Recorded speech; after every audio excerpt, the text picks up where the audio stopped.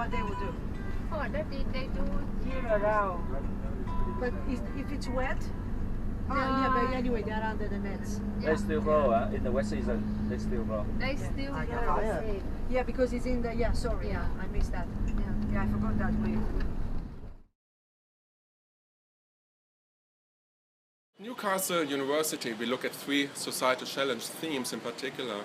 One is aging, the other one is social renewal, and we also particularly look at sustainability. And from this angle, this project is extremely exciting.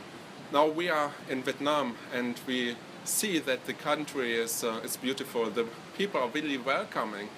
And it's really frustrating to see that on the one hand, the agri-food industry is large, but when we look at value, the value created per worker is extremely low. And here we look at this more closely to see where the value can come from in order to shift the value distribution there and to develop the strategies, to look at the implementation in particular in order to move this forward.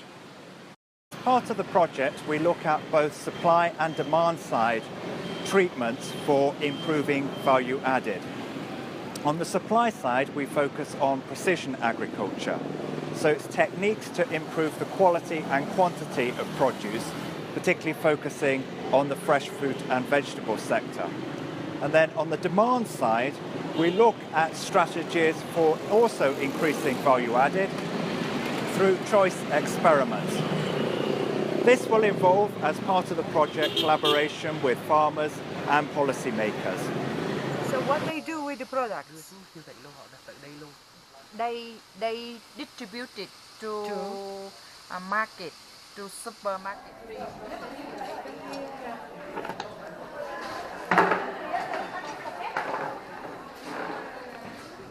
So Global GAP emerged out of Europe GAP, which was initiated by a consortium of European retailers to ensure common standards so that the food which they sell is fit for human consumption. That has now become worldwide in the form of Global GAP and is an entry standard for serving international retailers and also international trade. To meet Global GAP is a severe challenge for producers in Vietnam, and they have introduced Viet Gap, which is a set of standards based upon good agricultural practice, but which are less rigorous. The key question is whether Viet Gap provides a stepping stone towards Global Gap or not.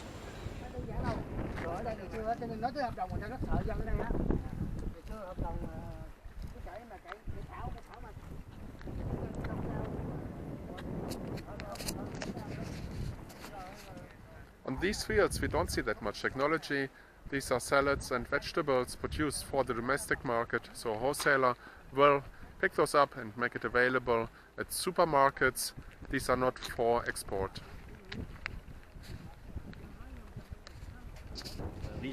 All right, and so international importers, they are looking for this sort of standard, I suppose. Yes, right. we expected to do it.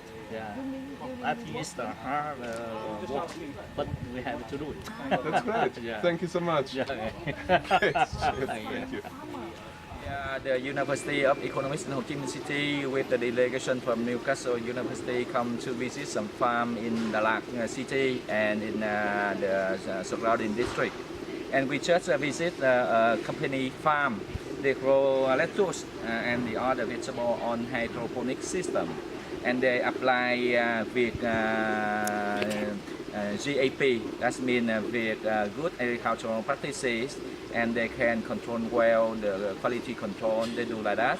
So they ensure about the food safety standard, and they can sell their products directly to the supermarket in Ho Chi Minh City system. It's safe for people, we can eat the leaf directly.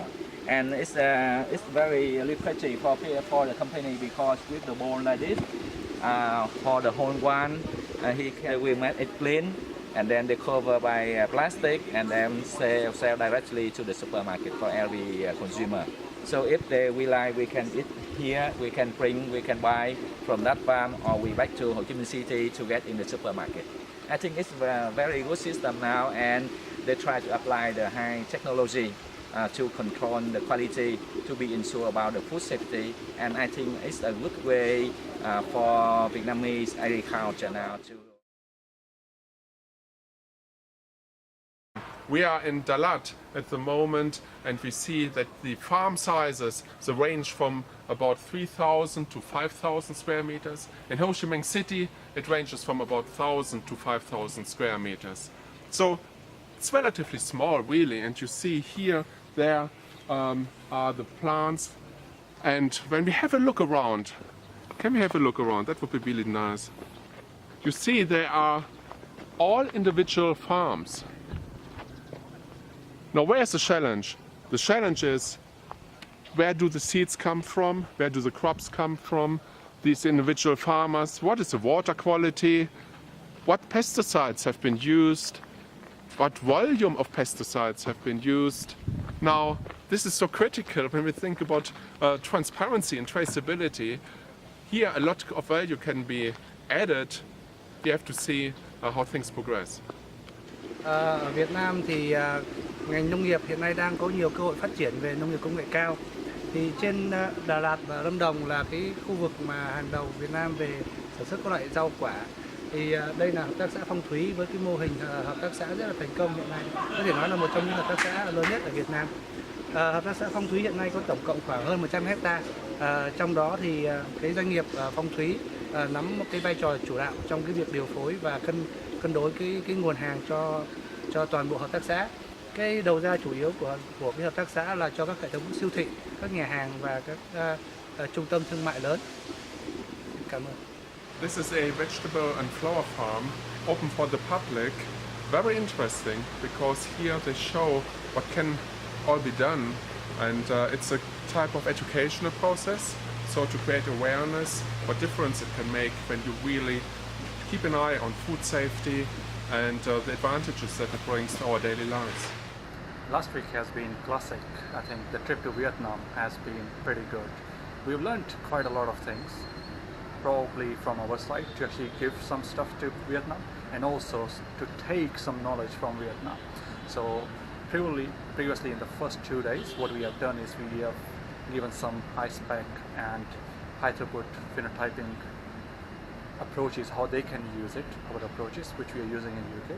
And then after that, what happened is they took us to some high-tech station, and when they took us to high-tech station, the main opportunities which we had to see, or we got to see, is we got to see some of their high-tech vegetable production, and I think which we can actually learn from instead of passing our knowledge, and that's something which we enjoy. And so at the end of this trip, what I'm actually gaining from Vietnam is not just giving away knowledge, but also taking a lot of knowledge from Vietnam as to what kind of high-tech technology they are using. Plus, I'm also actually very, very interested in providing the opportunities, how they can use the technology which I am interested in, and especially the breeding side of things which they are missing here from my genetics background, how they can actually take that from me and get that knowledge more advanced in Vietnam. That's what I am. Thank you. Let's go, let's go, let's go. You're right. I'm good.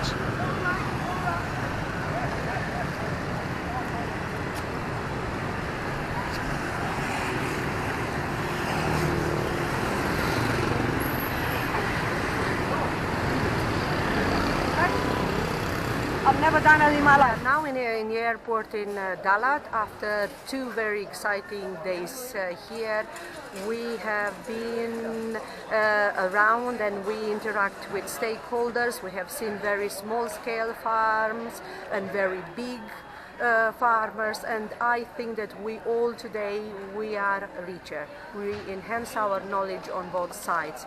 We love Vietnam.